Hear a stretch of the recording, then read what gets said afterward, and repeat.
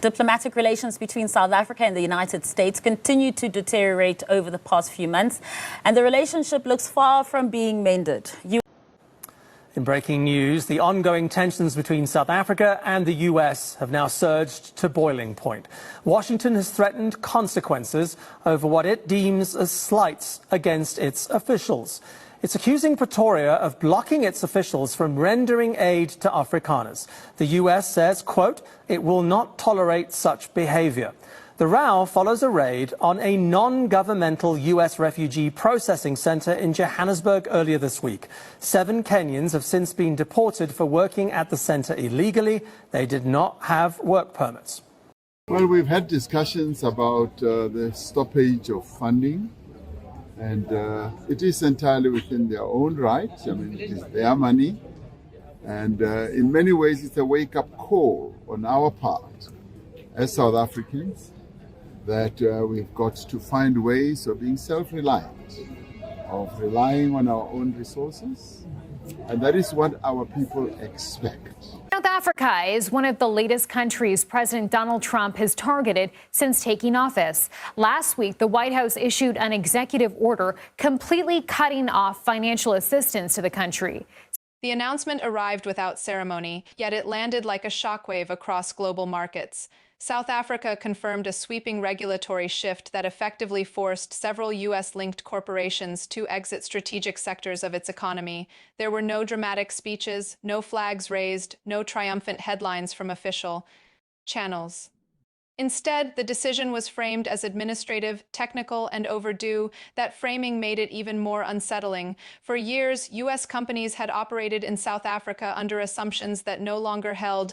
Preferential access, regulatory flexibility, and informal influence had been treated as permanent fixtures rather than temporary advantages. The new policy shattered that illusion. Licensing requirements changed. Ownership thresholds were enforced. Data localization rules tightened. Environmental and labor standards were reinterpreted with strict local compliance. Within weeks, operations that had once seemed untouchable became unsustainable. South Africa justified the move as economic sovereignty. The country had spent decades opening its markets, welcoming foreign capital, and integrating into global supply chains.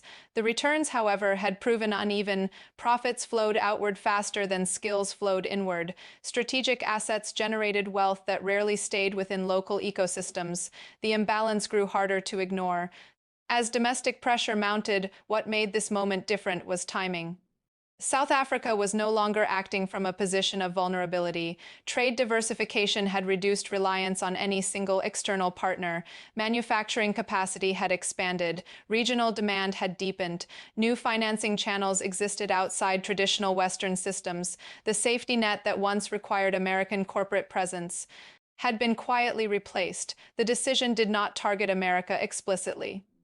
Official language emphasized restructuring, compliance, and national interest, yet the outcome was unmistakable. U.S. firms, accustomed to shaping regulatory discussions, found themselves reacting instead. Appeals were filed, negotiations requested, warnings issued, none reversed the trajectory. The exits began quietly. Some companies sold stakes to local entities, others shut down divisions.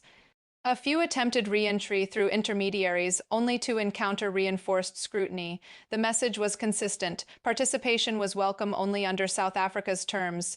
In Washington, the reaction bordered on disbelief. South Africa had long been described as a partner, a gateway, a stabilizing force aligned with Western economic norms. The assumption that alignment guaranteed influence proved flawed. The humiliation narrative took hold not because companies left, but because they were forced to leave without leverage. This was not retaliation, it was recalibration. South Africa framed the move as part of a broader continental trend. African economies were reassessing foreign corporate dominance across mining, technology, energy, and finance.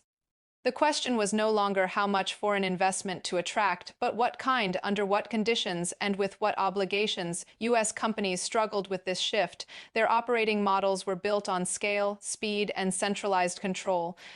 South Africa's new framework demanded localization, partnership, and long-term reinvestment. Compliance costs rose sharply, profit margins narrowed. Strategic patience was required. Many firms chose not to adapt. The space they vacated did not remain empty. Regional competitors stepped in, Asian firms expanded, African enterprises scaled rapidly, supported by policy incentives and redirected capital. The transition was not seamless, but it was deliberate. South Africa emphasized skills transfer. Companies willing to remain had to commit to training local workforces, developing supplier networks, and retaining intellectual capacity within the country. Short-term extraction gave way to long-term integration for the United States. This struck at the core of its global corporate strategy. Influence had often traveled through private enterprise. When companies withdrew, influence followed. Diplomatic channels could protest, but they could not substitute for embedded economic presence. The humiliation narrative intensified as markets reacted. Analysts questioned whether South Africa's move signaled broader exclusion. Investors recalculated risk. American business media framed the decision as hostile. South African officials responded calmly, reiterating that the door remained open to those willing to meet the new standards. What unsettled observers most was the confidence behind the policy. South Africa did not hedge. It did not delay implementation. It did not soften language after backlash. This suggested preparation, not impulse. The shift rippled outward.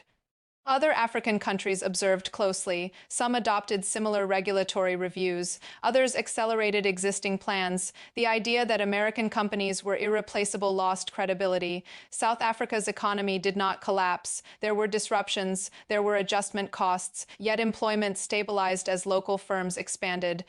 Revenue retention improved. Decision-making autonomy increased. The country absorbed the shock it had once feared. America faced a more complex reckoning. The loss was not measured solely in revenue, but in precedent. If South Africa could enforce such a move without catastrophic consequences, others could follow. The power dynamics that had governed investment. Flows for decades were no longer fixed. This was not a rejection of globalization. It was a redefinition of participation. South Africa did not close itself off. It opened inward. It prioritized domestic capacity over external dependence. It treated sovereignty not as a slogan, but as a policy framework. The humiliation, from an American perspective, lay in being unprepared for a world where compliance replaced privilege, where access was conditional, where influence had to align with local priorities rather than override them. As the dust settled, one truth became clear. South Africa had not kicked out U.S. companies to make a statement. It had done so to make a system work better for itself. The world took notice not because America lost, but because Africa acted with authority. And that authority signaled a future in which economic relationships would be negotiated, not inherited. The aftermath unfolded in layers, each revealing consequences that went far beyond corporate exits. In South Africa, the immediate focus shifted from disruption to consolidation. Ministries coordinated with provincial governments to stabilize affected sectors. Supply chains were rerouted. Emergency procurement measures favored domestic firms. What looked chaotic from the outside was, internally, a controlled transition. Local industries moved quickly. Mining services, once dominated by U.S.-linked contractors, were absorbed by regional firms. Technology platforms previously hosted abroad were rebuilt locally or migrated to alternative partners. Energy projects that had stalled under foreign ownership disputes were renegotiated and restarted. The gaps left behind became accelerators. Rather than voids, South Africa emphasized continuity over spectacle. Factories stayed open, ports kept moving, export volumes dipped briefly, then recovered. What changed was ownership and direction. Revenue streams that once flowed outward began circulating internally. Tax receipts increased. Procurement priorities aligned more closely with national development plans. The psychological shift mattered as much as the economic one. For decades, the assumption had been that exclusion of American companies would trigger retaliation, capital flight, or diplomatic isolation. None of that materialized at the scale predicted. Instead, South Africa found itself negotiating from a position of unexpected strength. Trade partners adjusted pragmatically. Asian economies expanded their presence, but under stricter terms. Middle Eastern investors entered infrastructure projects with shared control models. African neighbors deepened integration, using South Africa as a manufacturing and logistics anchor. The diversification that had once been theoretical became operational. The United States struggled to respond coherently.